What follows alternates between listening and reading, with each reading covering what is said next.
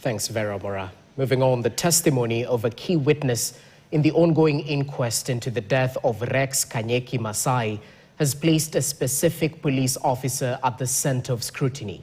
Photos presented in court placed the officer at the scene of the June 18th and 20th protest dressed in civilian clothes. The witness, a photojournalist whose identity was concealed for safety reasons, told the court he took special interest in the officer after seeing him lob tear gas at protesters and arrest journalists during last year's Gen Z demonstrations. Hadia Mwasiwa reports. Appearing before Magistrate Geoffrey Onsarigo, the protected witness testified virtually from IPOA offices under tight security provided by the Witness Protection Agency.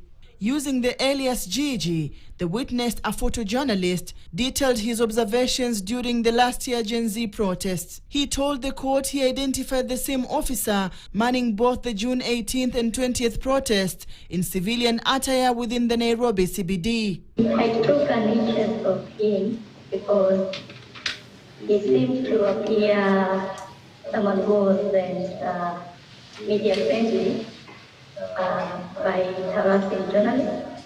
So I noticed him, I saw him on 20th.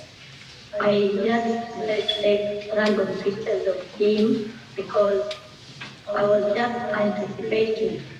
Since I saw his contact on 18th, I was just anticipating for anything he might do out of, He said his attention was drawn to the officer after he allegedly saw him lob tear gas at protesters and arrest journalists on June 18th. According to the witness, the officer had a distinct facial mark that made him easy to recognize on both occasions. The same officer, you can see him with holding out the trophy, but now this time he's wearing a black mask, but he's having a black cape, the same outfit as the previous picture.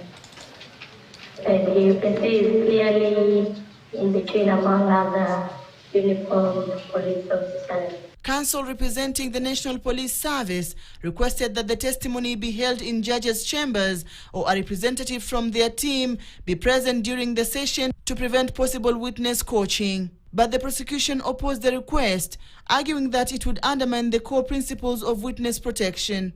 The court agreed with the prosecution, and the magistrate ruled that the witness would proceed to testify virtually with no police presence in the room. With today's statements adding weight to the calls for police accountability, the inquest now shifts focus to 8 more witnesses expected to take the stand in September.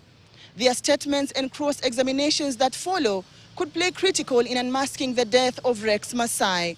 Until then, the wheels of justice continue to turn slowly but steadily.